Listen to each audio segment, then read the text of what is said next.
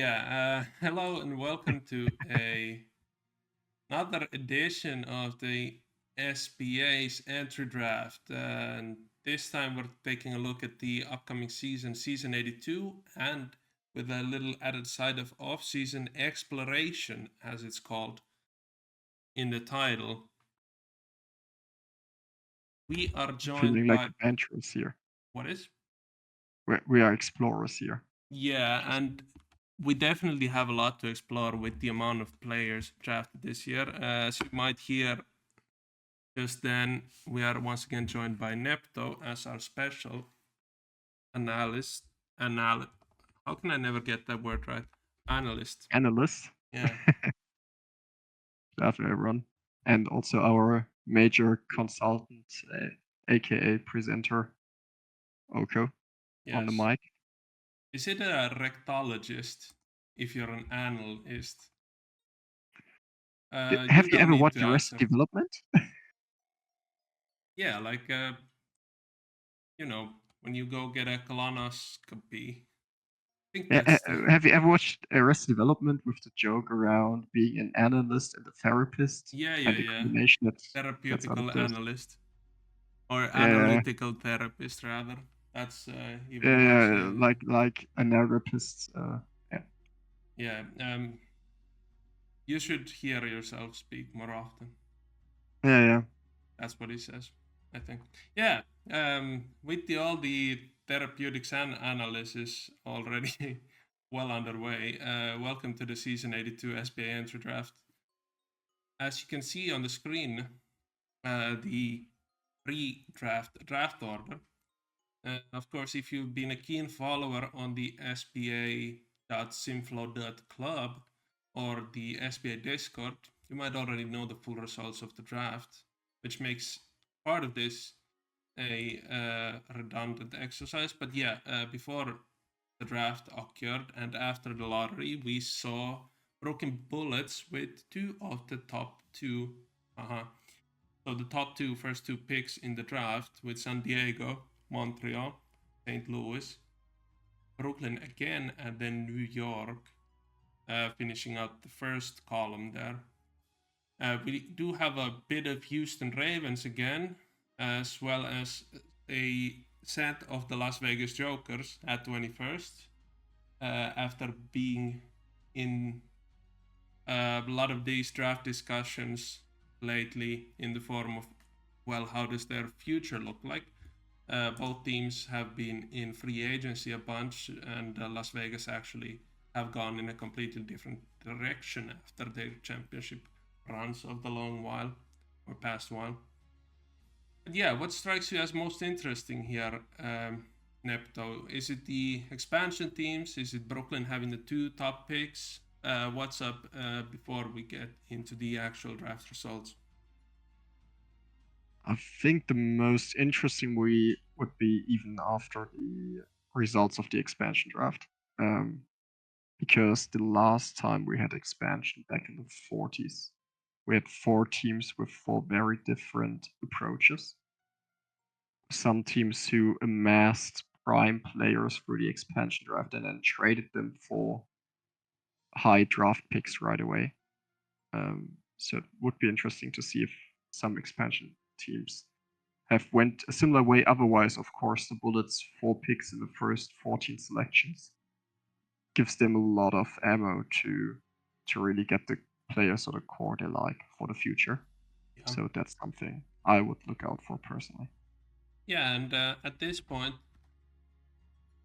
14 picks is nothing because you might be familiar with the draft class going into the SBA this season. We have way enough players for a first round, and we do actually dip into a second round too. It's just the order is not currently shown on the screen just for brevity, I guess. But yeah, 22 picks in the first round with the expansion of Washington Wild and Montreal Monarchs returning to the SBA. I'll just go over to the next screen so we can see the results of the expansion draft. And it was Montreal getting 3 picks here, or was it just the second dibs and they jump to 4th in the, or Uh, higher odds in the entry draft. I think that's right. But I yeah, think regardless, they, the they, results. they jumped. Yeah, they jumped a bit, but they got better odds as well because you need to have some Yeah, sort of because order. they were the second pick in the Yeah. expansion. So just to confirm, I'll open it up and see. Oh, okay. The,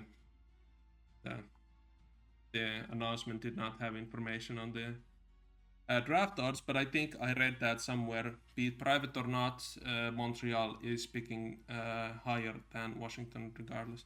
Yeah, general managers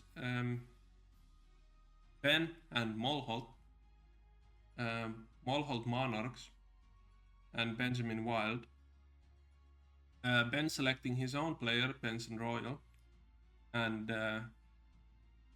Josh McBuckets, he must be like 75 years old at this point. I think this is Josh McBuckets the third, to be exact. Zoltan Wu, Tiny Congo, and Action Jackson.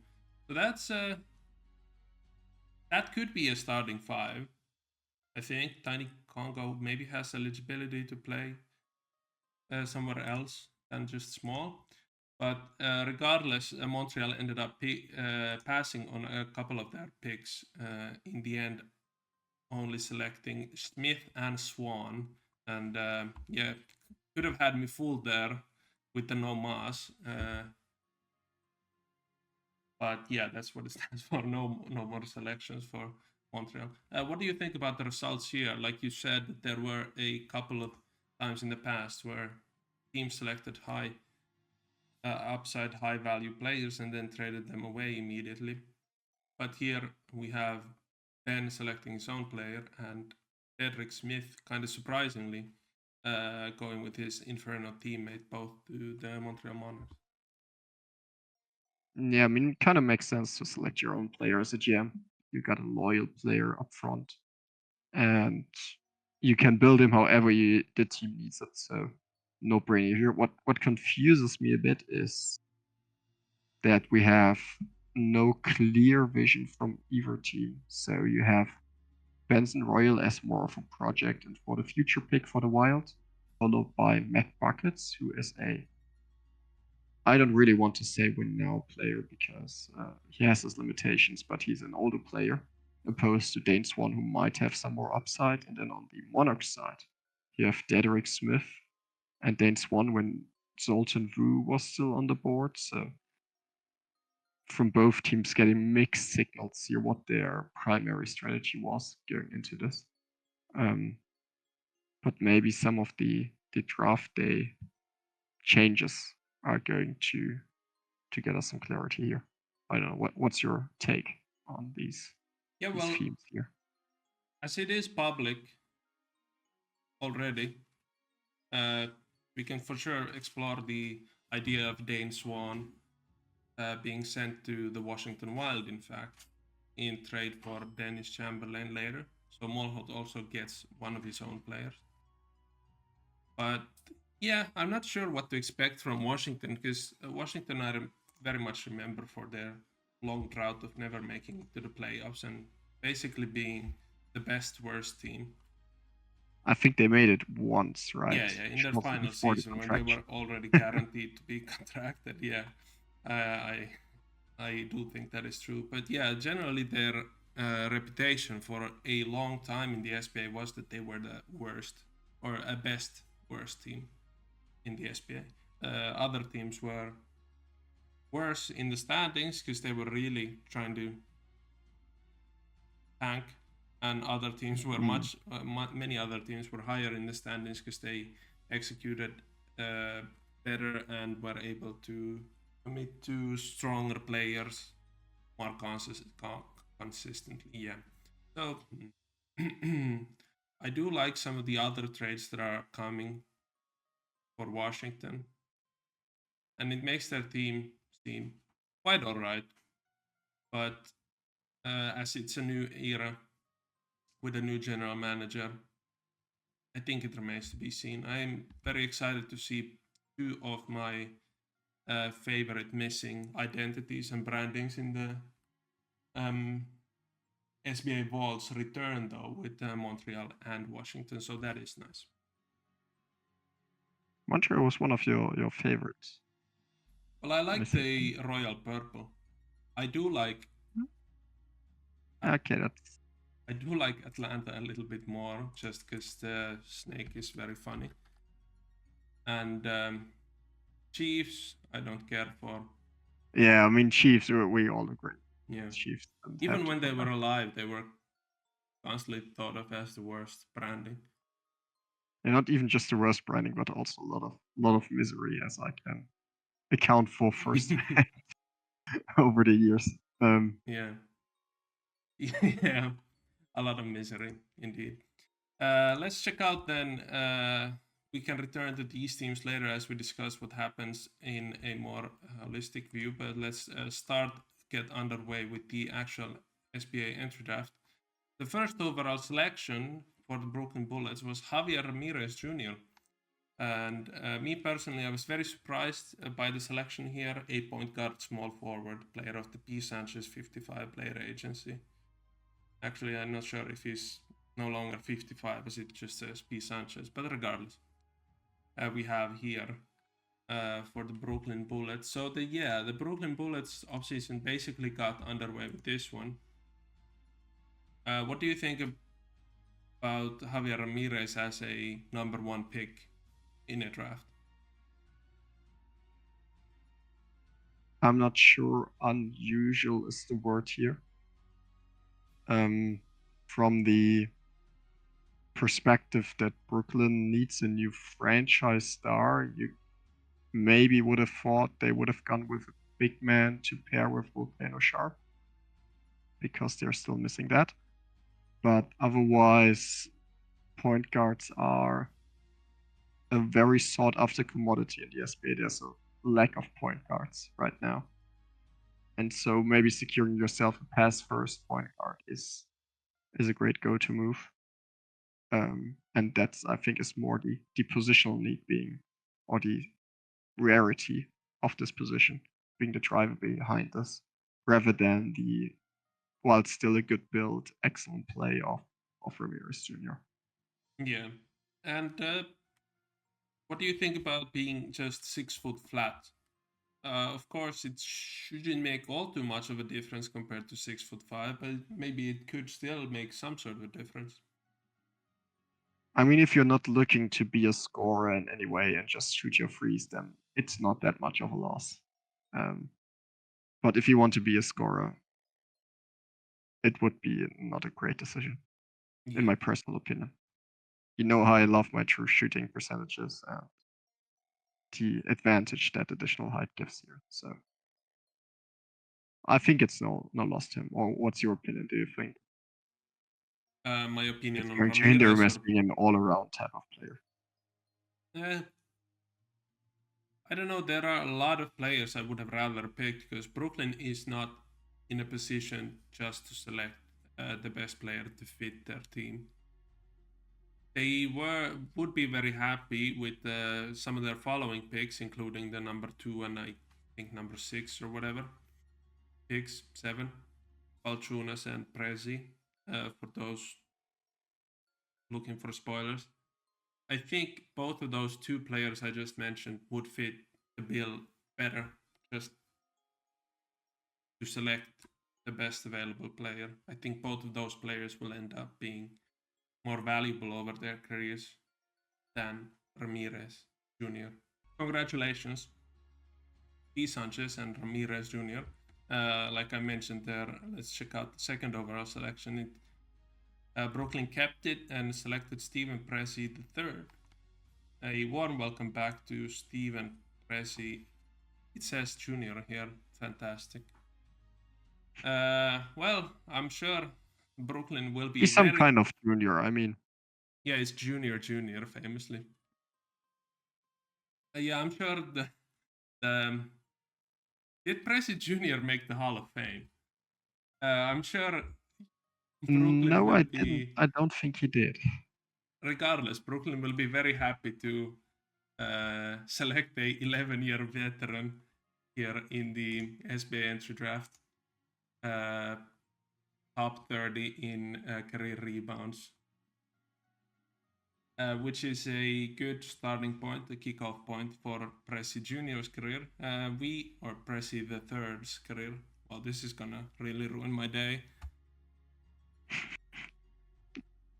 Yeah, as one could imagine, a player in the mold of his extensive father and grandfather, a high energy rebounder, a very talented 6'11 scorer on the inside. All in all, a good choice. Prezi always brings a positive atmosphere, or at least used to. Maybe it's different now that he's already had 30 seasons in the old. SBA. Yeah, there's nothing to smile about. But yeah, the attribute radial is in fact a work in process, as Prezi the third was selected straight to the draft. But do you have similar expectations to Prezi as I do? In the SBA? Yeah, for sure. Happy to see him back in the league. Been far too long, and I think he can be a very good big. So good pickup from Brooklyn. Let's move on to the third overall selection. No surprise there, as we saw Theory select his own player.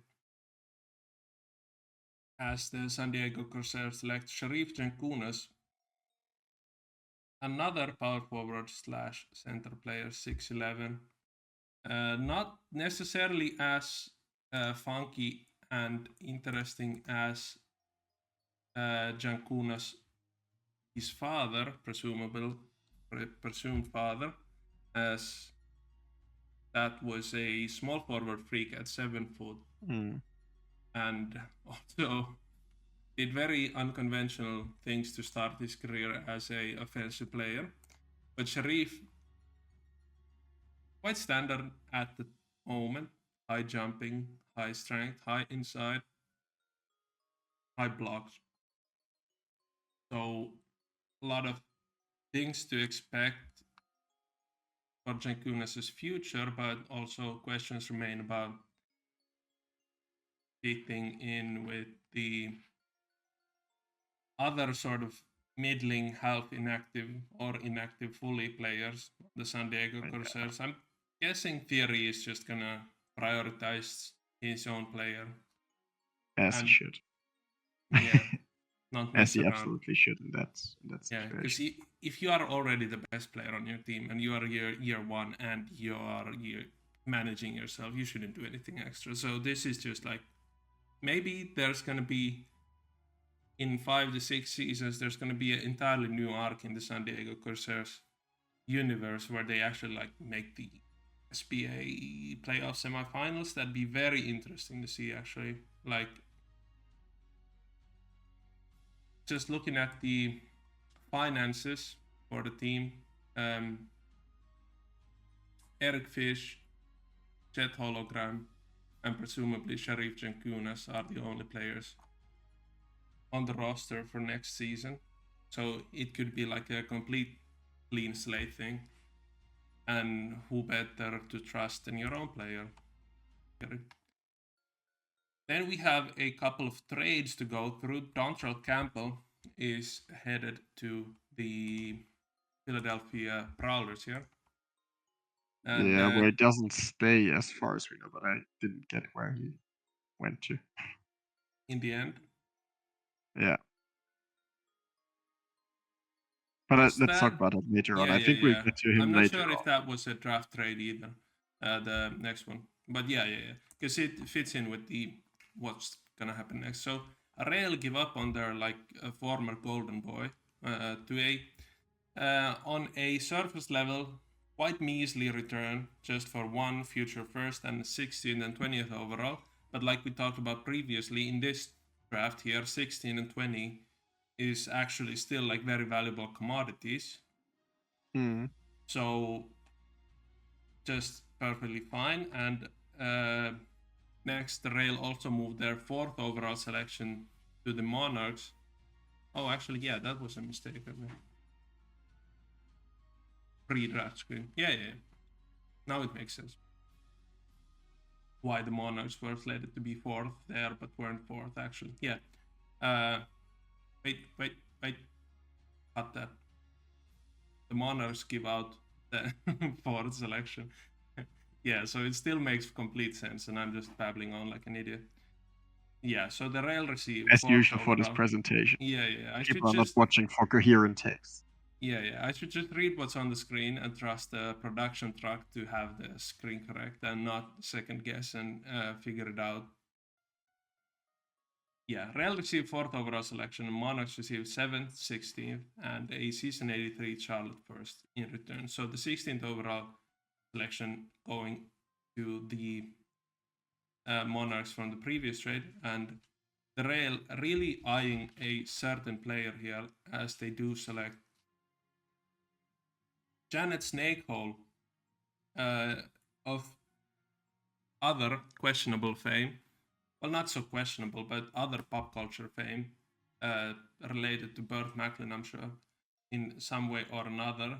Pig Snout with a small or a shooting guard / power forward player, 6'7". I think that is correct, but Yeah, that's correct. yeah, It's you couldn't have maximum any height for higher shooting guard. or taller height at small at shooting guard eligibility anyway. But yeah, what are your thoughts on Pig Snout having a player of this positional versatility? Is it jumping on a trend or just like making the best use of what you're used to? I think it's just something new, because Pig is mostly known for his bigs, and they were very good bigs. But maybe it's just him trying something new. I mean, we saw Ryder having a lot of success with this archetype. Brando also not doing too bad with it. But I wouldn't read too much into it, like jumping on a trend or anything.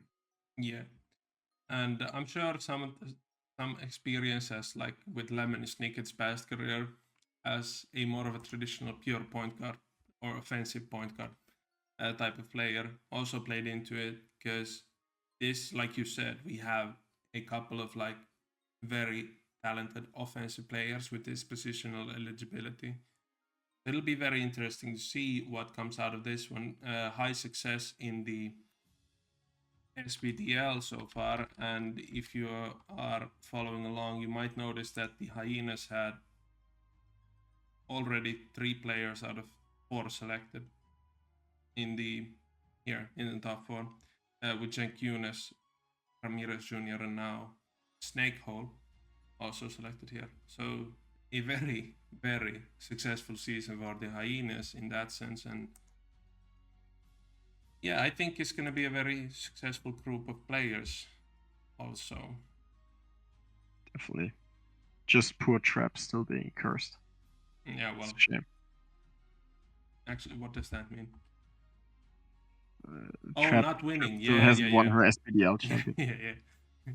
Yeah, I was thinking like in direct relation to New York Rail for some reason, but yeah, no. To the Hyenas. To the Hyenas, yes. And with the 5th overall selection, the St. Louis Battalion selected Alpha Omega. Alpha Omega, quite interesting name. I know what it stands for, but I do not also know what it stands for, if you get what I'm saying. But there's another example of a general manager getting to select their own player, which is fantastic usually. Because, yeah, same as every time, you can use your own player as a trade asset or a valuable asset in any other way with less remorse than a other person, or then at least you have a very dependable starting block, because as long as you are active, that means you have a player on your team that's active, and yeah, that's one less thing to worry about. Then we get to the facts and biography. Center, 7'1". Like I mentioned, Maddie Live 3Ks, a player agency.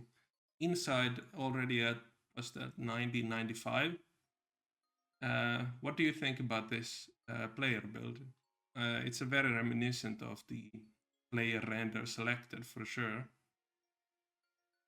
Yeah, I mean, it's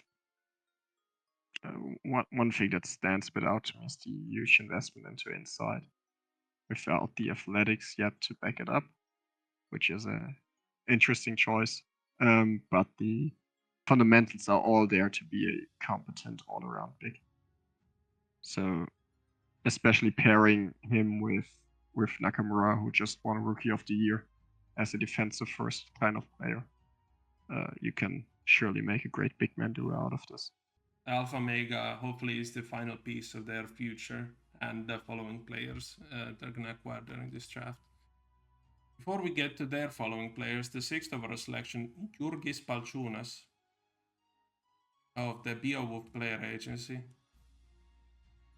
It's a Lithuanian name and it's a Lithuanian man, but I just don't think Domantas Sabonis looks like a Lithuanian in my experience. Like, I have very small experience with Lithuanian people. But he just doesn't, like Arvydas, he looks very Lithuanian. Because you know what Lithuanians might look like, because you live close to Lithuanians as well. Yeah, but I haven't had many touch points with Danes. I heard the Finnish often go into the Baltics. Yeah. We didn't have that many touch points because it was like this iron curtain for our parents and that. Germany and whatever, the Genmark annexation of Denmark.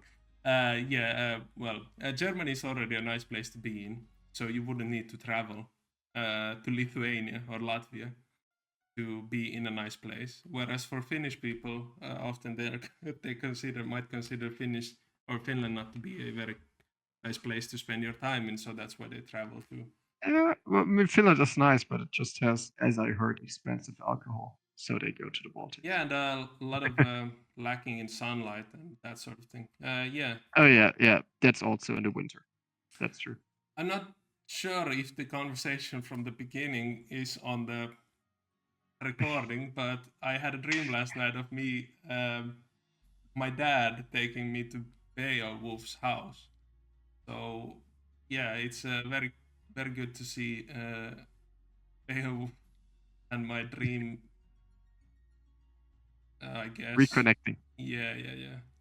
SBA and maybe it was foreshadowing. Regardless, small forward slash power forward player at already well past 500 TP. It's a very Tobias Harris-esque the attribute chart. What do you think about like the starting point for a player like this? Because now Brooklyn's roster is all starting to shape up a little bit in our draft presentation as well. Yeah, I'm not sure if it's Tobias Harris, because since when was Tobias Harris able to play make? Maybe I missed that. But yeah, I think he's a great triple-double threat. You have a more or less clear role distribution shaping up. So Sharp and maybe even Prezi as your stars, and then Balchunas and Ramirez feeding those two. So I quite like it. Seems like a good way to divide up the tasks in a team. And yeah, Beowulf's next player is also going to have a lot of aura to it. But before we get to Beowulf's next player, we have the 7th overall selection, Zenith May Jones. Possibly, not sure how or if certain, but related to a longtime favorite of all SBA nerds, Xavier May Jones. Also of the Abaddon Player Agency, small forward at 6'9", with a lot of inside offense, and that's about it. In contrast, yeah, well, there's yeah, it does show like 80, I think 80 3-point shooting. So that's like there's a lot of volume. Yeah. But like in complete contrast to Xavier May Jones, who was like the ultimate team player before MF Dooms and Houston Wright. I think more Alex Wright. I think Houston Wright. Alex Wright. Houston Wright was like offensive player. Was Taiwo on ice. Yeah, Alex Wright. And then there was also, but Alex Wright was Inflastud, right? Yeah. Okay, yeah, that's the player I'm thinking of then. Yeah. But yeah, Zenith May Jones, in comparison to having positional versatility across the spectrum of all 5 positions, only has one position currently, small forward. What do you think about having a purely offensive, only small forward player? I'm trying to remember. I think we had a similar idea. I'm not talking about the freaks because I know we had a couple of freaks with the same idea, but I thought we had someone else with a similar idea. I mean, it's going to be interesting to see stretching the limits of what this small forward position can give you. But I think yeah, Max to see Winchester what. is a very old time version of just the small forward that's just purely scoring offense. Max Winchester, but True, I'm true. I'm guessing you're thinking of someone else more recent. Yeah, because Winchester was before my time even. So I was thinking of someone else, but I can't quite get the name. So if someone remembers it, throw out the name there. But yeah, very interested to see how much Alba can stretch the positional limits here. Any addition there is fine, and I think Zenith May Jones might have a lot of like Hall of Fame, Hall of Fame. Well, that's a good one. Hall of Fame upside to him, just based on the idea and what the current it's both Louis or Kentucky and Latvian accents in the same sentence. Yeah. Based on the current attributes radial and the trajectory, just like pre-draft, without ever seeing him play in the SBDL, there is like a vibe to it that could like scream complete failure. Like, what is this guy doing on the 11th seed, just scoring 37 points per game and losing? But there's also like a high chance of like I said, like there's a chance for something special here for sure. What do you think about just like the idea of yeah, Yeah. I mean, the idea is interesting. We haven't seen a lot of teams having success building around a small forward as the primary scorer, but maybe he proves us wrong, and we'll definitely follow what he can do. yes. Then with the 8th overall selection, we have the other Aura player from the Beowulf player agency, Jimmy Bunky. Played for the Saskatchewan wideout, point guard / shooting forward. Shooting. That's the second time already this recording. Small forward player. At 6'5", 200 pounds. Also a very, very reminiscent attribute radial. I'm thinking that's correct based on what I know about Jimmy Bunky. And yeah. I never heard of Jimmy Bucky, to be honest. I do not know who Jimmy Bunky is. I know that the picture is like Fat Lever or Byron Scott, either one of those two players, because those are, in addition to James Harden, the only Arizona State Sun Devils players I know ever. So that's pretty cool. Yeah, I think that's Fat Lever. Yeah. Because Byron Scott has fatter like cheeks, sort of fatter cheeks. Oh hell yeah! Yeah, I think the attributes radial is correct. So it's a very similar type of player to a player we've seen a lot of times, and even previously in this draft, where you have like shooting talent, playmaking talent, and the rest are gonna come along nicely in time. And what better a fit for a Houston Ravens franchise than this one? Yeah, with big focus on being a supportive player and doing all those little things. Yeah. With the 9th overall selection, we have Guys, I'm not your boss. It's oh yeah, that's the picture Nicola. too. Yeah, Nicola Gru. Yeah, that's what I think he says in the commercial, at least when he goes to the therapist. I saw it in during the playoffs a bunch. in the NBA. But yeah, Nikola Gru. I have never even seen a film, like any film. Like I don't know anything related to anything Gru or the Minions and that whatever. I just find it Me very neither. yeah, Me because neither, to be honest. of course I've once or twice seen a billboard, somewhere about the I guess the cosplay Jokic is doing in this picture with the scarf of the guy, like character Gru. I'm guessing that's the name. So it makes it very funny now. I didn't think it would be this funny, but it is very funny. So Nicola Gru, I was gonna say just for a funny laugh, a very Tobias Harris-esque player, but in fact, there's a lot of disparity between Tobias Harris and Nicola Gru. Uh, has a lot of talent in steals and blocking and quickness. The offensive game is basically all predicated on three-point shooting as of now. And I was going to say questionable, but mediocre results as a three-point specialist in the SBDL with 55.6 true shooting. But of course, if you're on cap in the SBDL, you always get a little bit more responsibility than you need or want, basically offensively, unless you're in a special situation like Janet Snakehole I mentioned was. But Seattle gets a interesting type of player here.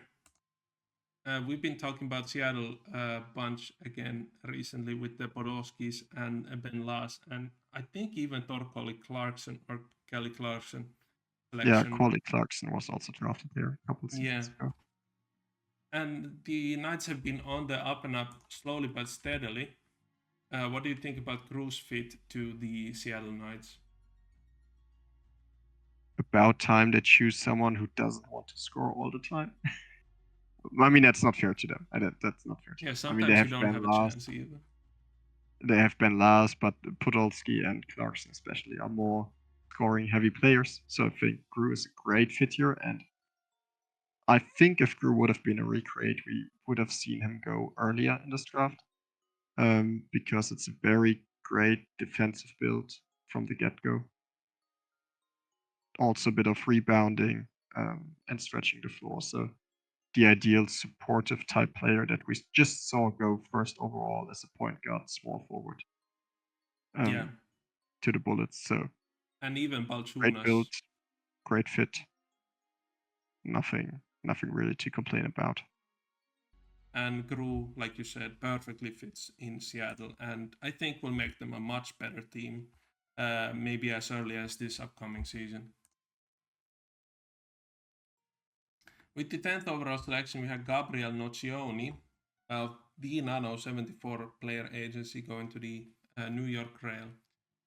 So the Rail, we can discuss their prospects a bit later, but they do have a very interesting talent lineup now with players in later parts of their careers, and then with two players here and an additional to come in first year of their career.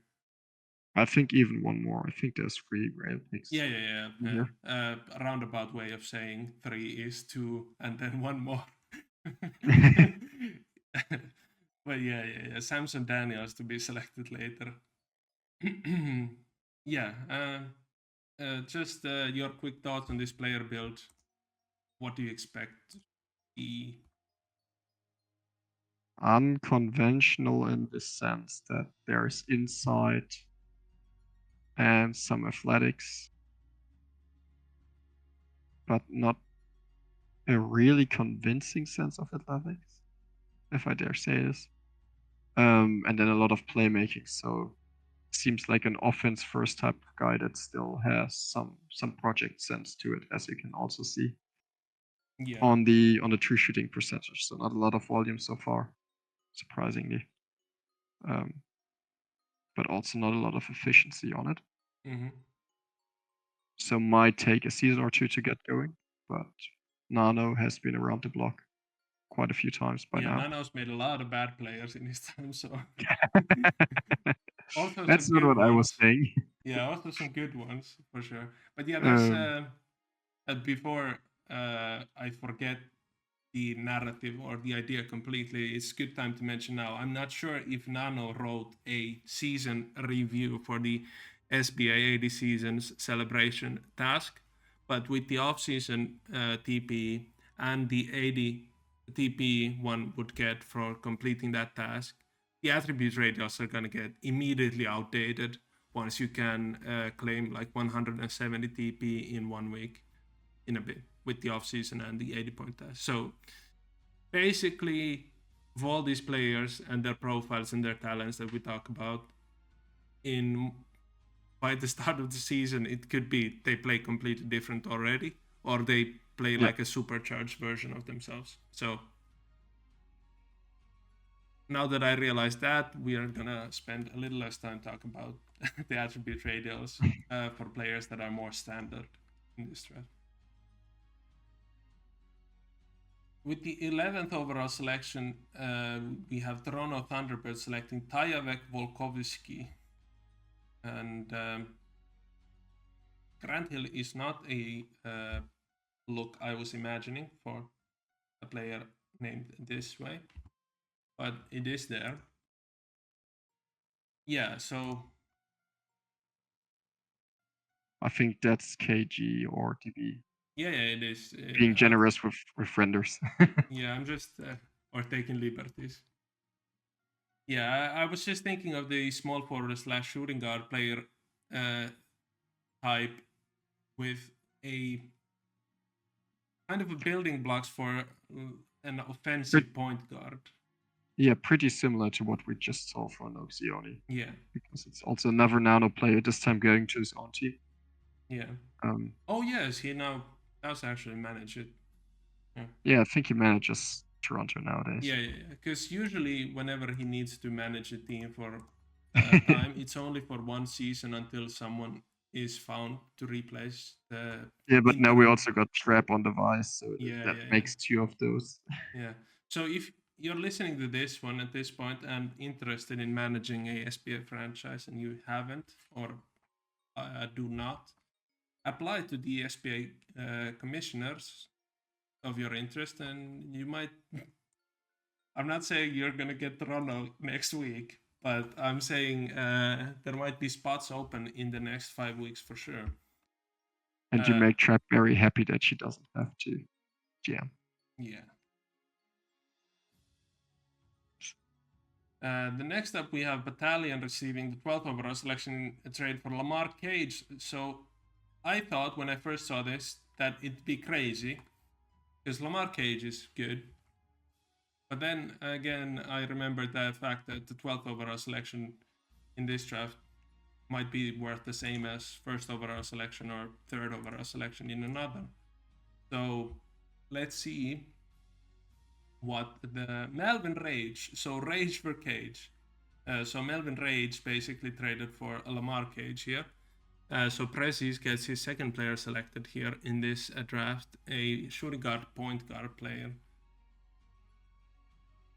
I don't know much about Prezi and his interest in guard sort of players, because if I remember, Draco Corleone was like of the player title was like all the He rage. was a freak point guard. Yeah, he was everything but scoring, basically. Yeah, because that was all the rage at the time. So I don't think there's other point guard or even shooting guard eligible players that Preci's made. It's all power forwards / center.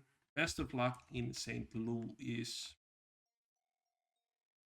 Here we have a crowd favorite, apparently, the 13th overall selection, a Red Panda King of the Lemorse 7 player agency. Oh, look, got a little clip art clown. Not clown, but crown. And a very fuzzy tail. That looks very fake. Regardless. That's a lot of effort put in here by the draft presentation team. Yeah. Very good. So appreciate it. Yeah. Red Panda King also a shooting guard / point guard player. If I remember correctly, Lemors has experience with this one in a way with the dude, but the dude was The dude was more small forward, wasn't he? okay. Yeah, I just yeah, because I was teammates with the dude for one season, and I Ah, yeah, he was was also point guard. Yeah, hmm. yeah, Oh, so that was already in the time when we had the split eligibility that you didn't yeah. need. Okay, okay, yeah, Apparently, it makes sense. Yeah. Well, then Lemors has some experience with point guard building, but this just based on the season in the SBDL and the attribute radial, it's a very standard type of distributor thing, and the Boston Minutemen will be very happy to have hopefully a guard for their future or point guard for their future.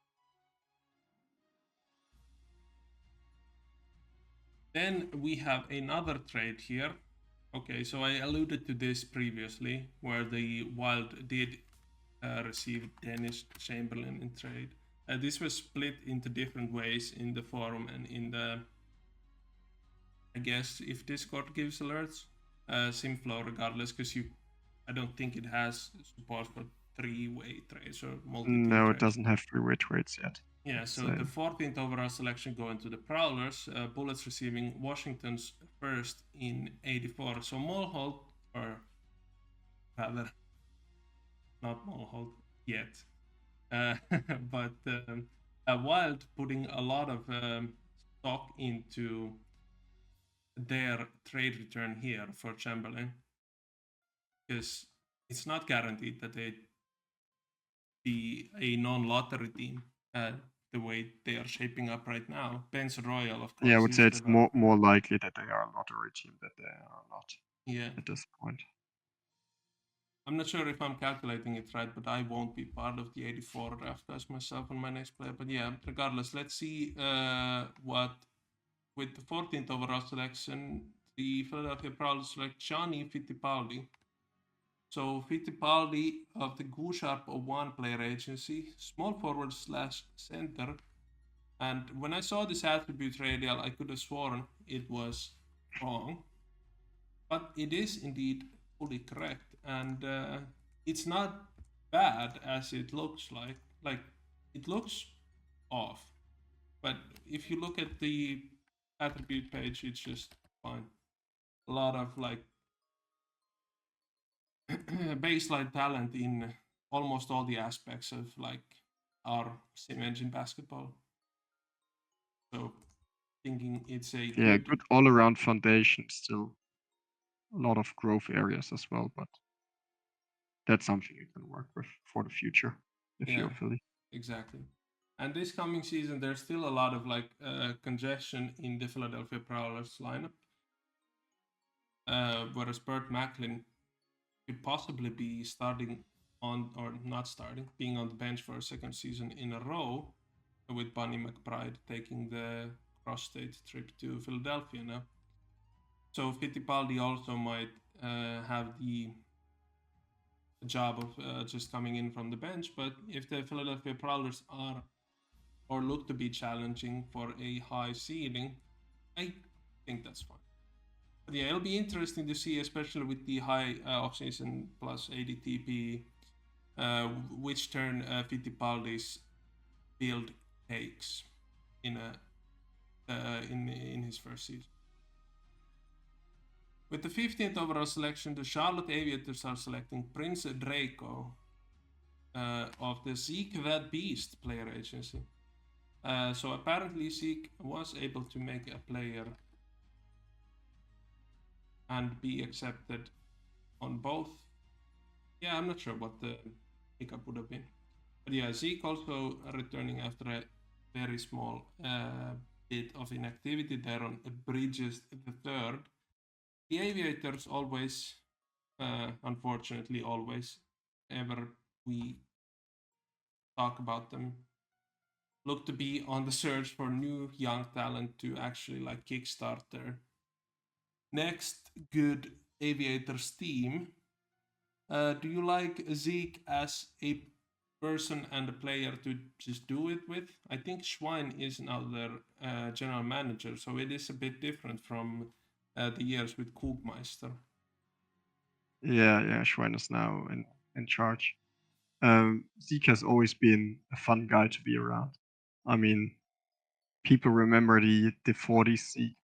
I think that was one of the most entertaining one way or another persons, and he has matured quite a ton since then, and has been an all-around great guy ever since. Or in all of the teams I played with him in the meantime, in the last 30 seasons. So yeah, looking to see what is here. I see he's going a lot in the scoring direction with this guy. Also a little bit of perimeter defense, but more centered around taking all of those shots that are up for grabs at the Aviators. So let's see what shenanigans he can do with all of those touches that he can get on a very bleak team early on. Quick question about the Bleak team before we move on. Would you have preferred to start your Bleak or add your Bleak team with a positional eligibility different as small forward or shooting guard, or do the Hall of Fame resumes and general personable qualities of Zeke outweigh that idea completely? I wouldn't say does it completely. I mean, I think I say this every season. Big men are king, and big men are the most impactful players in the end. Blah blah blah. Blah.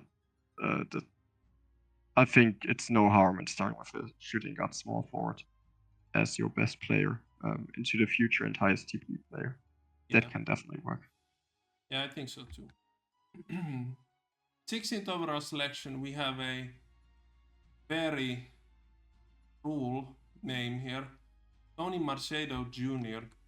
And Tony Marcedo Jr. Also presumably of, I was gonna say Hall of Fame blood, but that guy is nowhere near Hall of Fame. Yeah, no. Yeah, quite similar in player build so far to Tony Marcedo Sr. Less handling to start off his career, and of course now with the 20 starting point for rebounding, no such thing here as of yet for Marcedo Jr. But generally a what they'd call in NBA draft analysis a pro point guard. Would you agree? Yeah, there's a solid point guard. We've already a lot in athletics. Let's see how this turns out if he wants to expand there. And also, curiously enough, it's not reflected here in his SBDL numbers, but also 80 blocking. Yeah. Which I didn't really expect from him. So yeah, I think that's a good build, and maybe Junior can be more successful than Senior. I mean, you saw Senior play. I only did on the back end of his career. Yeah, well, he was very good, but that was the time of excellent players, so different. And playing on Mulhold's team, they of course have a long-standing relationship, having known. The idea has been in a administrative or board of directors role for many years at this point, so there should be no, if any, there should be no personality clashes between management either. Only thing might be that management doesn't like Marcedo Jr.'s production, but that comes with the territory, I guess.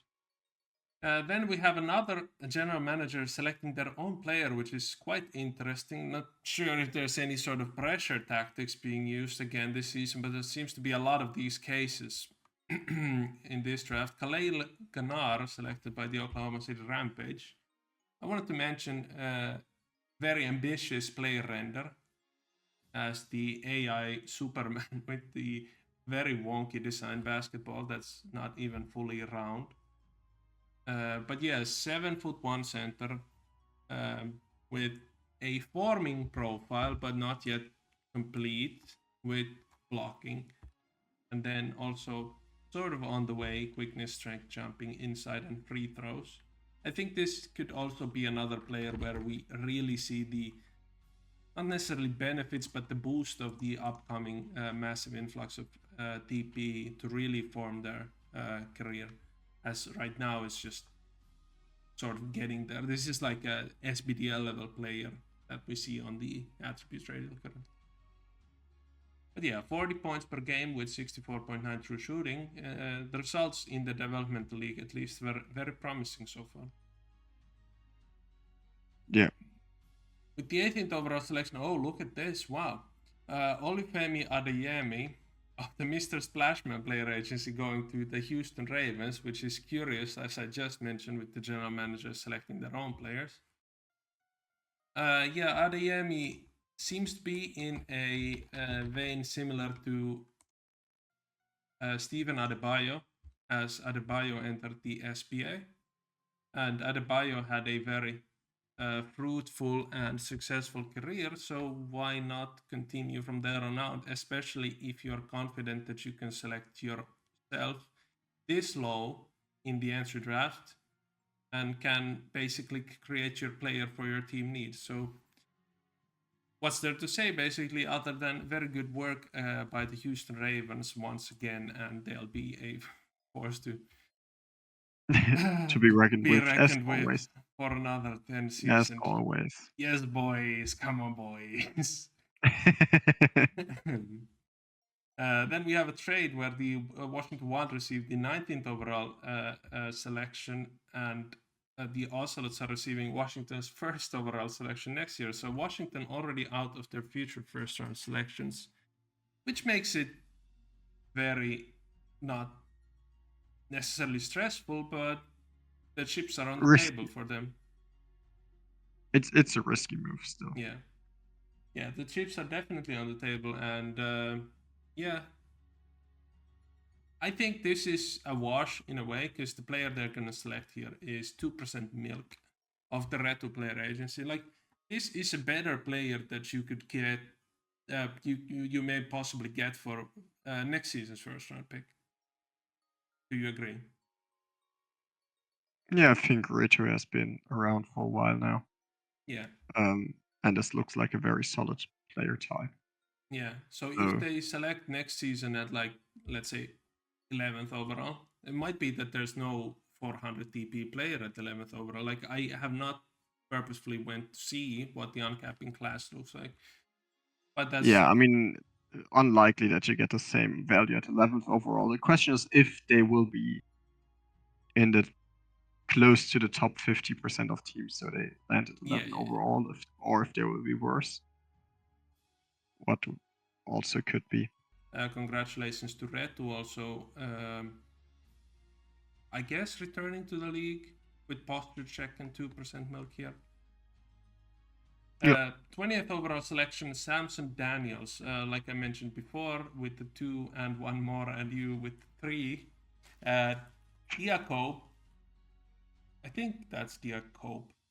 Actually, not sure if I remember reading that out loud in the past. From the Fort Lauderdale Lightning.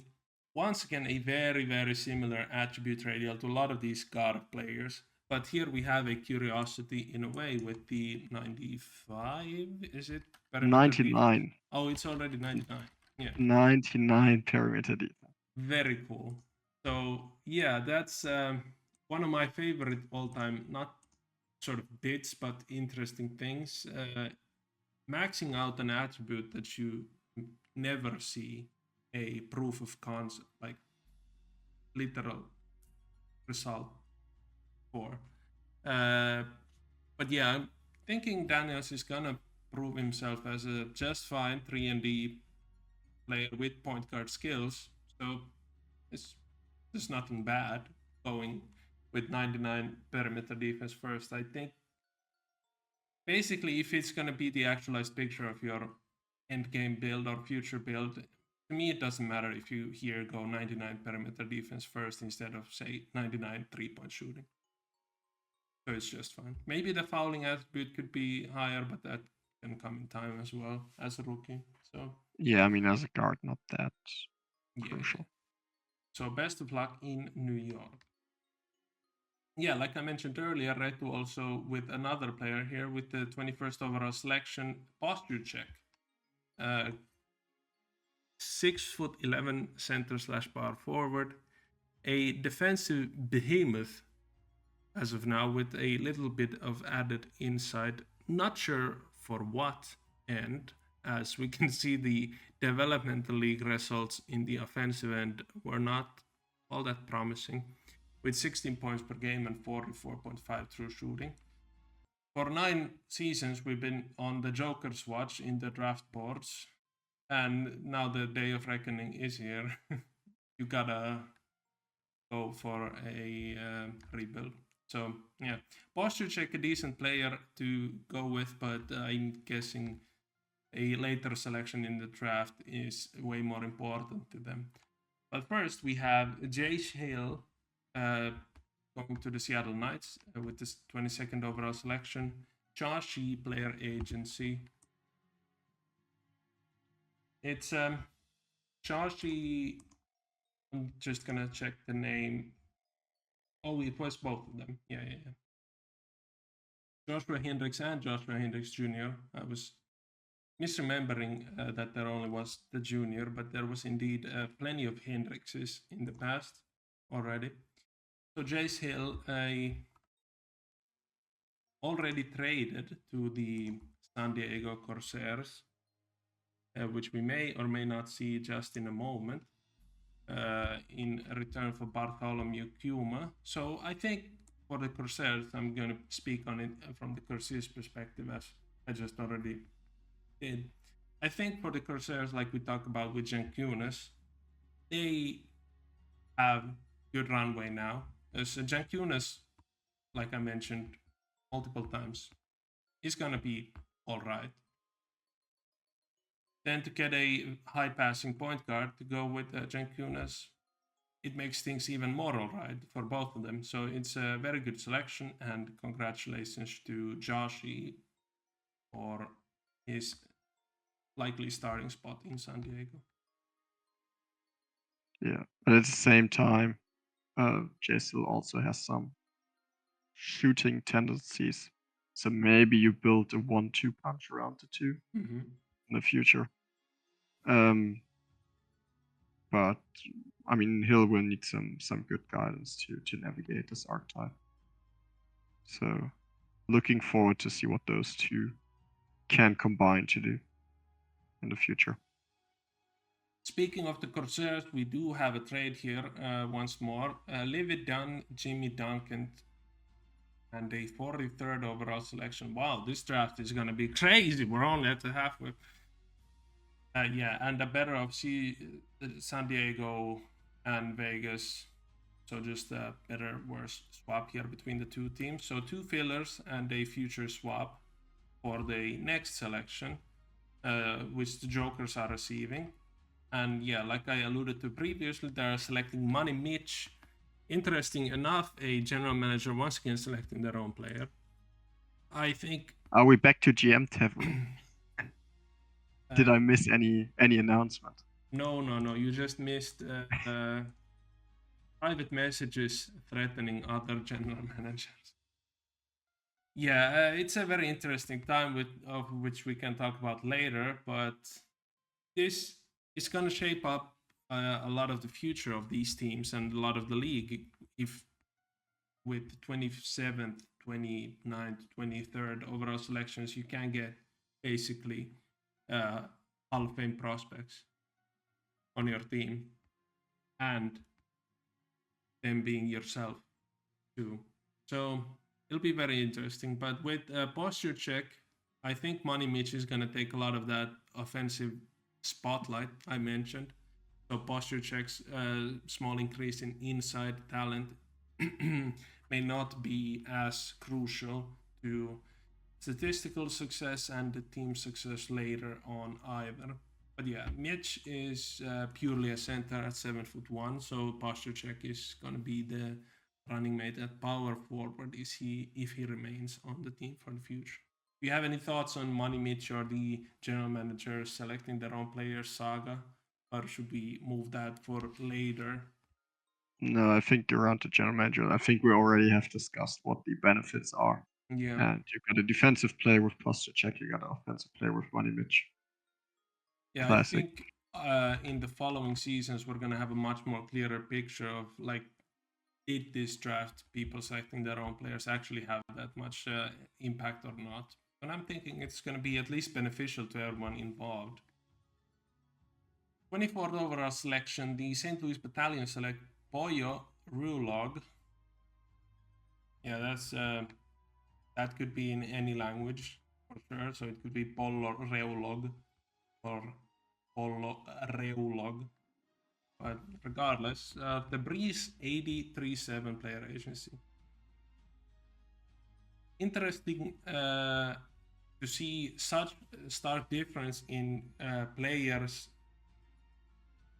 here at consecutive picks, where you have a curious small forward / point guard player going right after someone I pegged to have like Hall of Fame potential. Of course, Rulog is not going to be bad, but it's a completely different sense that I get just as anyone as small forward / point guard. So 6'3", has stealing talent and point guard skills with handling and passing and 3-point shooting. So yeah, I think the build is already on a good foundation. And St. Louis, even though they had selected Melvin Rage previously, definitely there's can. still enough room for Yeah, another rookie. they definitely can fit players like these, especially if Devanius Galizzi or Jerome Swade are not of their future plans, or if they don't have St. Louis in their future plan. But I think Breeze is this the first gen after Gru? So only 2 first gen players so far in the draft. Yes, might be. I think that's right, yeah.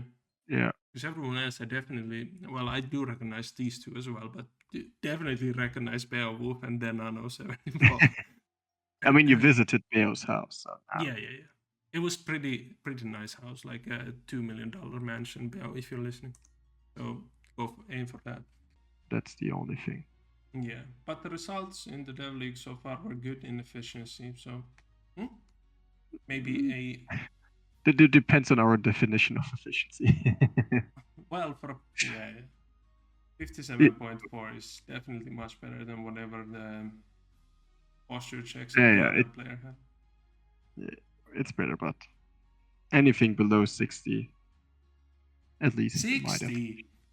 Are you crazy? I tried my hardest to have 60, and I just managed it in the SBA. 60 true shooting is like bare minimum if you want to be a scorer. All right, we can have this conversation at another time. But I'm out here grinding, doing draft presentations just to reach 600 with my player. 25th overall selection, the Brooklyn Bullets, in fact, do pass it to Gabriel Dubois, who's missing a letter at the end of his name. The S is silent, so that's... Yeah, the S is silent, but if you know French pronunciation rules, then I think this makes the name Dube, maybe, or Dubois. I'm not sure. It's not a very common name either in this. I'm not sure. Dubois. Yeah, trifecta small forward / center headed to the Charlotte Aviators as well. So with Zeke, there's some room to explore now. Future. It's been quite some time since trifecta was in the limelight like that, but now there's some sort of excitement with Schwein at the helm now and Zeke on the team. So there's I have complete trust in his player building in the past, for at least for a long time. It's just waning interest and I guess waning interest at times.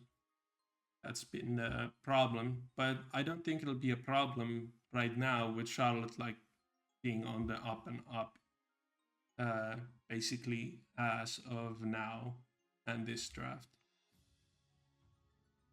27th overall selection, the Vancouver Wolverines select a Gervissimo Moorhead, and Moorhead of the Gervissimo Moorhead player agency, which is quite fitting.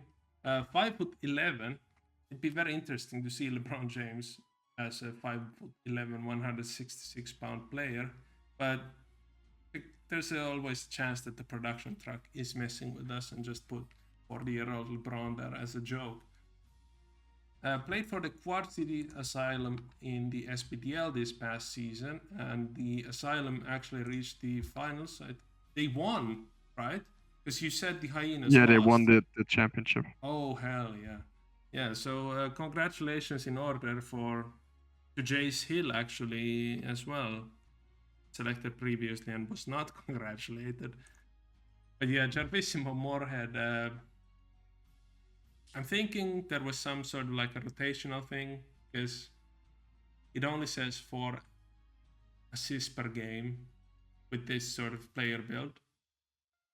Maybe Moorhead did not play like full minutes, but regardless, player build much in line with all the, or not all, but some of the other like standard point guard players. Height of 5'11" is gonna make things very interesting, but like you mentioned previously, if you don't have that much inside or at all inside, open 3-point shots are open 3-point shots, and it's not like the 7'1" guys are gonna come out and block them. Right? They might. Not as often, but they might. Yeah, very high quickness. I really like this player build. This player build looks like it belongs to the other players from previous who had like 470 TP. Yeah, this one reads at 329 and is perfectly fine for what it's meant to be. Yeah, very good build. Very good pass first, defense first kind of point guard. So yeah, and if you I'm stick not it, then only you will saying always have a spot on teams. yeah, and I'm not only saying that because he's going to be my teammate passing me the ball all the time. But yeah, thank you very much for passing me the ball already, Gervissimo. And yeah, welcome to Vancouver. 27th overall selection, the Miami Vice were not featured in this draft so far yet, I think. Select Shea Arthur. Shea Arthur, a power forward / center of the Coach SJ35. Hey, that's Kevin Durant's number. Player agency. Also played for the Quad City Asylum, apparently. So congratulations to Shea Arthur on becoming SBDL champion. I don't know if that trophy has a name, but I suggest it be called the Kayfabe Award, maybe. Or B-Ball Bobby. Yeah. Defensive rebounding.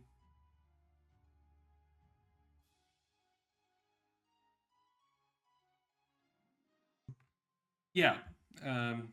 If the audio there sounds scuffed, it was because I had something stuck to my throat and I had to pause. But yeah, Shea Arthur, curious, with very low athletics and high inside talent, but that's didn't prevent them from winning the SBDL championship, like mentioned.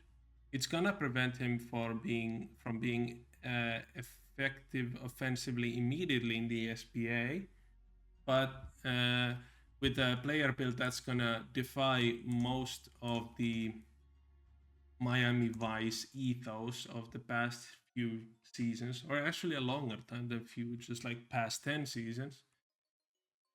With Robert Wadlow, Caden Friedrich, and possibly someone else too, starting at the big spots.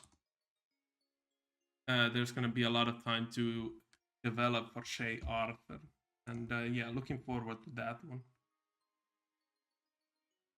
Yes, here we have finally. I should have put these in order of when I wanted to talk about them, but alas, I didn't. So the Wild are receiving Dane Swan after the expansion draft debacle with the Montreal Monarchs, and Monarchs are receiving Dennis Chamberlain. And I can necessarily remember what the pick number was that was traded for Swan. Maybe it was 16 for Tony Marcedo Jr. Yeah. Or no, that's the opposite way. Anyways. At Yeah. some point, it was a trade. Yeah. I was thinking it was Marcedo for Dennis Chamberlain, but now you have Dennis Chamberlain as well, so maybe it was. 2% milk. I'm gonna go with 2% milk. Somebody fact check me in the comments. So 2% milk basically being traded for Dane Swan here. Am I counting this correctly? No. Regardless. And I mean that literally. Regardless. Dennis Chamberlain going to the Montreal Monarchs to be paired up with Tony Marcedo Jr. in the backcourt. Apologies for the lack of professionalism here in the trade thing, but I can't find it and don't want to click around now as we have more important things to discuss. This is not going to be a full off-season recap as we alluded to a lot of things already previously, but I think we're missing one pick, right? So we have Goku going to Miami. Miami also selected Agent Rengoku. Yeah, that's what I was saying with possibly another player as the. Yeah, I thought so, but I just looked at it. It seems like we're missing. So Alright. going to Miami as well. Mainly focused on scoring by the looks of things. Also inside and scoring. Rebounding. Does Rengoku also have inside scoring? Yeah. Yeah, 85 inside. Okay, so Miami are scrapping some of the all 3-pointers and no nothing else plans here. Yeah, which is a shame. I loved watching the Dark Tide. At times, yeah, but also at times you realize the ceiling of said strategy. So, but yeah, Rengoku, Zeke's other player, and Miami is gonna get a spark for sure out of that too. I think immediately Miami is going to be a little more interesting than Charlotte on the Zeke end, because like we mentioned, Charlotte is in the building phases of their next good team, whereas Miami already has like that sort of, not necessarily reverence, but a recent success. And like you said, you like their previous strategy and team building ideas, and a lot of people did. And yeah, they're going to be far more interesting in the immediate, but also, yeah, Rengoku possibly on the bench with Wardlow and Friedrich on the team currently. But yeah, with that selection, I don't know which number the selection was. I'll check to see. 29, 28, something along those yeah. lines. So immediately after Shea Arthur. All right. Yeah. And then it also says that's a big dude selected to the Boston Minutemen, and then a couple of fillers to round up the second round. But yeah, this screen here on the screen of season recap is meant to be in place of just recapping what happened in the draft, as now we have a little bit further information on the offseason and what to expect from the next season, as free agency already opened after rollover some 1 week ago at this point. And a lot of the player transfers have already been mentioned in this program here alone. Most recently, Caden Friedrich now playing for the Miami Vice. But generally, you talked about Las Vegas now being in a rebuild. Houston not necessarily being in a rebuild, and exactly where they ended off last season pretty much, if not slightly better.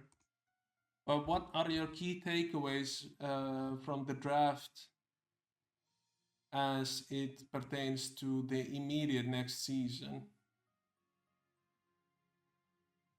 Biggest takeaway is either team selecting high will play a role, or teams that have been loading up with this draft are mostly teams that are looking at a long-term rebuild.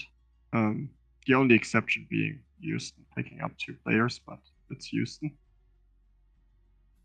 Beyond that, I think Rookie of the Year could be a very interesting discussion. I mean, there's a lot of playing time opening up with expansion, especially for some of those worse teams. But they also have to compete with each other, with their fellow rookies on the same team. So I'm not sure.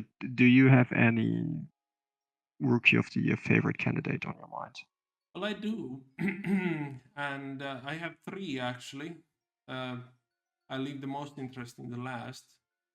Sharif Jankunas is in one of the best possible situations, of course, like we talked about in his selection, but he has the talent and he has the opportunity. Maybe there's other players who might have a more versatile game as to push them statistically better, but Jankunas is one. Then you have May Jones, who's gonna be very interesting if he actually gets the touches and the opportunity that his player build is meant for. If there is that in Montreal, then I guess he could have a very Fabrizio Scola-esque rookie season, even. But the most interesting shout out I have is actually in the second round, as things turned out, with Money Mitch, as is just an exaggerated version of basically what I said and have talked about with Sharif Jankunas, where you have a 7'1" guy that's presumably going to be all offense on a team that's not very good at all. And you can basically mold your build to suit whatever you want to do with the straight to the draft thing. So yeah, that's I'm going with Money Mitch at this point, but there's a lot of good options, like you said. What do you think about those three? I'm not sure. I mean, I get the rationale behind it, but at the same time, when was the last time we saw a full offense guy win Rookie of the Year? I mean, even Scola back then, he set the rookie point per game record. That's still in effect to this day, if I'm not mistaken. He didn't win Rookie of the Year. Washburn did. So I'm not sure who fits that. Maybe it's Prezi with whatever build he comes up with. Maybe there's some two-way or some more two-way game in there. And he also has a lot of opportunity, in my opinion. But the build is still an enigma, so we don't know for sure. And I don't quite want to rule out posture check yet. Yes, the offense is rough, but the defense is very good. And as we just saw with Nakamura, that might be enough to get a Rookie of the Year. So more looking in their direction right now than the full offense guys. Yeah, that is interesting because with some of the more versatile players who don't have like a gimmick of being one way, it's much more difficult to game their statistical resume out because a lot of it depends on their teammates and their success and team success. If you have high playmaking guards, but you have poor teammates, you're gonna suffer statistically in that sense. And if you have versatility, like let's say Balchunas and Crew, that's not necessarily very good either, because then you don't reach the highs in statistical categories either. So while I always go for the apparently wrong answers with like Mitch and Jankunas, based on your response, I just think it's quite cheap to default to the answer of high stocks machine, easy win rookie of the year. Even though it might be like 200% correct. I just never think of it that way when I'm put to the spot like this. Even though I also agree with the premise that if defense is that valuable, I just think it's very cheap how easy you can get to that level defensively. Even though, yeah, if you listen to it Yeah. last year, people will remember I really liked Nakamura and selected him as one of the players very likely to make the Hall of Fame too. So it's very interesting. But you've convinced me to be more open about the Rookie of the Year race. Yeah, maybe there's something. I mean, at the end of the day, if you have like a transcendent points per game campaign with great efficiency, then it might be enough to offset the stock heaviness of other candidates. I mean, we've seen it a ton in the SBDL over the last couple of decades. So there is the point where that might be true. But yeah, we will see. It's a clash of two different extremes in that sense, and I'm not really sure there's someone who can offer both of these at the same time. Yeah. Then of the other types of off-season news, well, I guess we can just very quickly. It's a very difficult question to figure out, but the most likely player in the draft to make the Hall of Fame.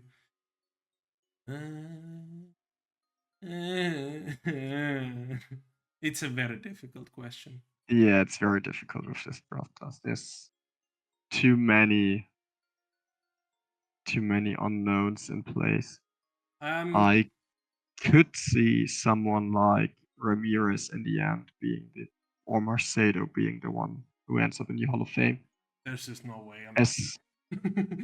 Yeah, I don't believe it until I see it in the end. But just from a point of view that you have not a lot of guards in the league right now. Sure, there's some coming up. Hernandez, the two players from Mo, Chamberlain, and Russell, I believe. Yeah. But there's still a huge lack of guards, and that might open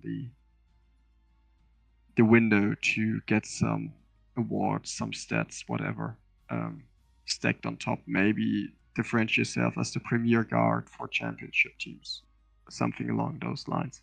Yeah. So that might be an angle for them to be the Hall of Fame beyond the classic. I'm the best pick in this draft, and I'm going to win the MVP at least 1 year as a result.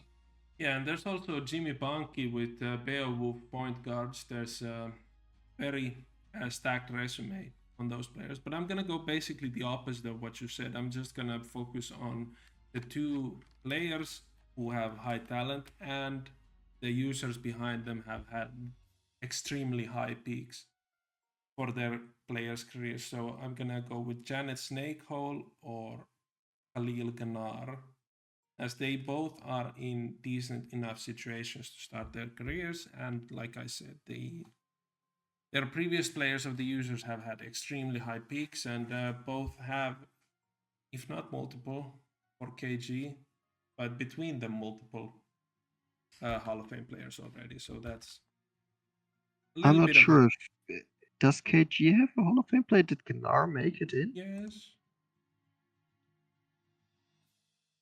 Yeah, at least I think so. Might be getting fired from presentation duty if all this misinformation I'm spreading is just gonna be. Because I think Ghanar had the unfortunate situation being around the time of Eyal, Fuego, Jaws, all of those type Okay, of I see. guys. So I I'm don't thinking of think Ken he made it Sagodo in. already being a Hall of Famer. I guess, even though he just retired and is not eligible for the Hall of Fame ballot, I'm gonna say Ken Sagodo is the Hall of Famer then. But then, yeah, the answer then is between them. They have multiple Hall of Fame players, with Pixnout heavily carrying the weight in that between them. All right, yeah. So for the offseason, we alluded to it a lot, but the Las Vegas Jokers are basically going to be in the shitter for next season. Their most interesting attributes are going to be their two rookie big men, which is a pretty far cry from the past, I don't know, 14, 17 seasons they've spent at or near the top of the SBA. Then you have the two expansion teams taking very different avenues to reach quite similar destinations, to both of them, where Mac Buckets the third and Zoltan Wu are at their primes but are not prime talents necessarily. And they have Lamar Cage and Benson Royal reunited, actually. Didn't think of that previously. In the front court for Washington. And then for Montreal, you have Dedrick Smith, who is in the prime of his career and is a prime talent. And then you have Dennis Chamberlain and Tony Marcedo with Frankie Valentine and Zenith May Jones, like mentioned. So, all in all, I think they both reached similar levels of talent with completely different ways of going about it. Do you think there's a difference between the two teams and their immediate future, other than Washington being out both their first round picks, or no? I think Montreal will be better in the short term, Mm. just because they have Smith. And I think Smith is a great player, especially if you compare to like Mike Buckets or Fu as the counterbalance. The Wild have the benefit of having a big man duo that's coming online, so to speak, relatively soon. But they are missing a lot of the supporting pieces, and that's where I'm getting a bit worried about them not having any draft picks this season. It might go fine because they still have 2 year eights. But past that, you are really banking on Swan and 2% Milk and whoever else they might acquire through free agency to fill the gap to support those 2. Mm-hmm. And that could become tough. While the Monarchs, they at least have 4 people that could play for the team for the next 3, 4 Five, seasons yeah, even. and grow together.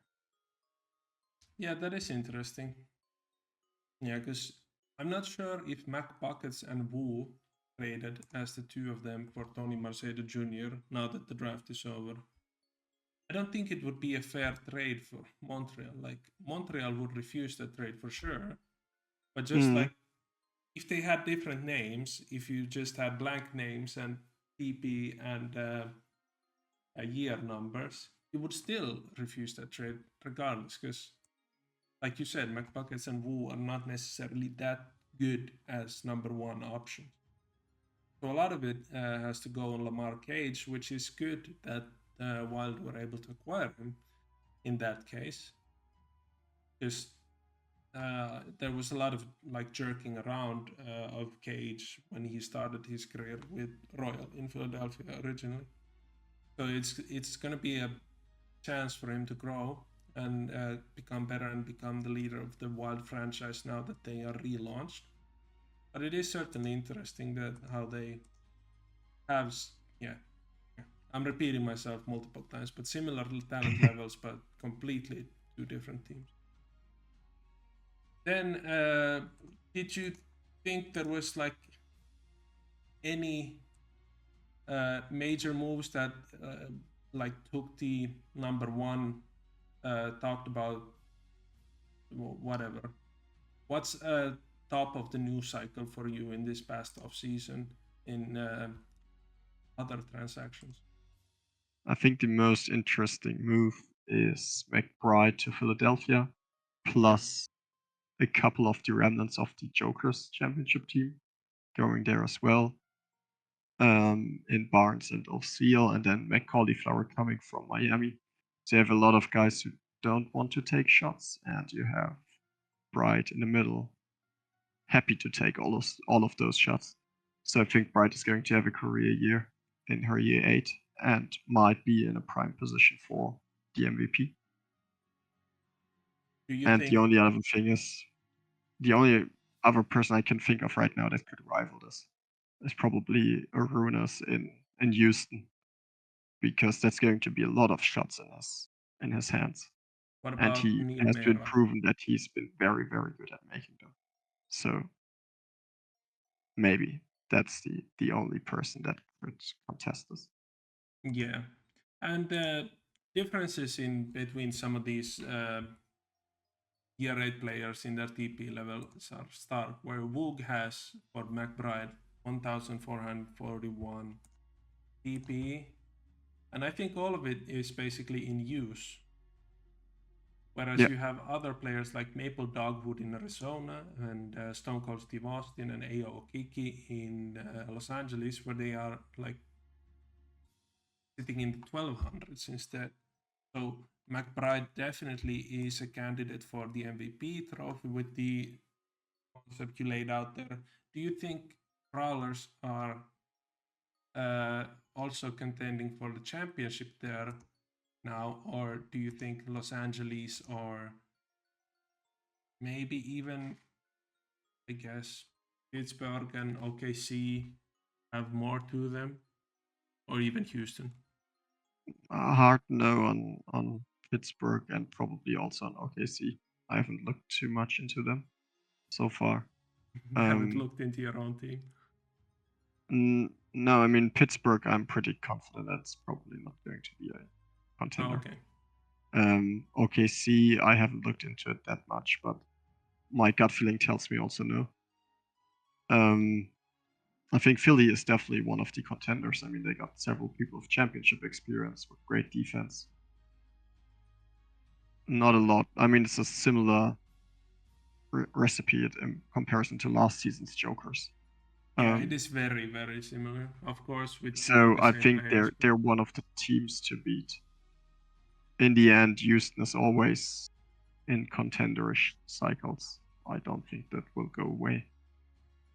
And beyond that, it's a bit of a toss-up. I mean, the Rush have proven last season that they are great, but they lost some key guys to retirement, and they're losing some further key guys this year to retirement.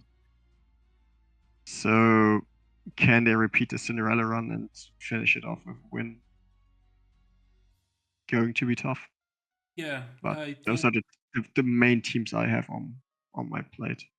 yeah, I think What what would about you? be very poetic, of course, very disappointing, but if Los Angeles and Philadelphia make it to the SBA finals this next season, and Los Angeles loses again, because it's basically a similar structure. A couple of the same names, but basically also like there's new makeup on the same structure from previous season. And even though Los Angeles might be better this season than last season, like I relative to don't think so. yeah, but relative to competition, like Yeah, maybe maybe. they definitely wouldn't beat last season's Los Angeles team, but like relative to competition, maybe. But still to lose again, that's gonna be interesting. So if that champ finals happens, just remember the Simmer would be cheering on for the Los Angeles Rush, which obviously means the opposing team is going to lose, or opposing team is going to win, of course, because I never win. Yeah, other stuff we could talk about. I'm not necessarily in the mood to talk about, as we've been recording for, I don't know, not necessarily recording, but talking for 2.5 hours at this point. So, apologies once again for the lack of professionalism.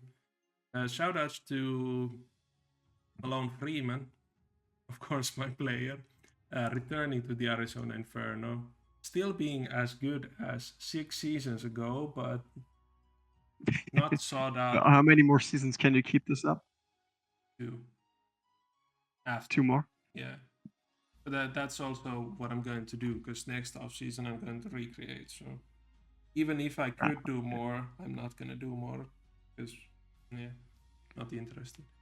That's gonna put me, now that I think of it, it's gonna put me in a weird situation, because if I have more banked than a salary slot, should I withdraw it all or not, just to get like 26 more TPE and be 1 million or 500,000 more expensive? That's gonna be very interesting use case for the regression bank once again. And yeah. And then Dio Brando for not being, shoutouts also to Dio Brando for not being that good.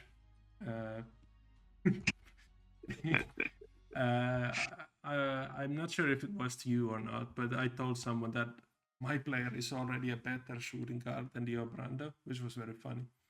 But yeah, best of luck in Boston again for Dio Brando. And then I had another shout out, but I ran into a problem. To be that important. No, it is important. I ran into a problem. Uptown Cord approached me on Discord saying that he wants to find a team joining FIBA basketball, playing the 3 or 4 positions. He said he has a good player. I don't know which player this is. I said that their player would be very welcome for France, and they just sent me a message during the recording that they have declared for France, but I still don't know which player this is. So shout outs to Uptown Court for being proactive. Yeah, being proactive and declaring for the otherwise very barren French national team. Yeah. You never know. I mean, Tomato and I started Latvia when it was basically empty, and now I'm not sure where all those people came from. I'm not sure either. I wonder. Also, for the, I think when someone was there in Germany when Dusty started it. It was Towns, one of Towns' players, when I joined with Johannes Trindle Andersson. And it just kept on going for 20 seasons because we always had in like 6, 7, 8 years when the prime players were 6, 7, 8 years of experience, you had new players, young players joining up. That's also what happened with Argentina at one point. But it was smaller in scale because Germany just like steamrolled through everything for a very long time there.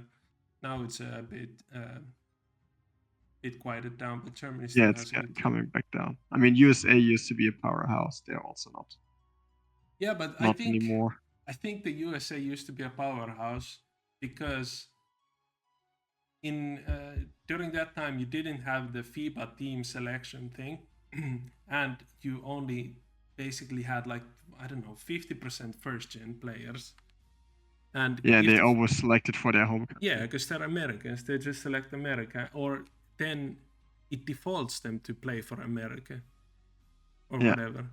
So it was, yeah. But now it's changed a lot.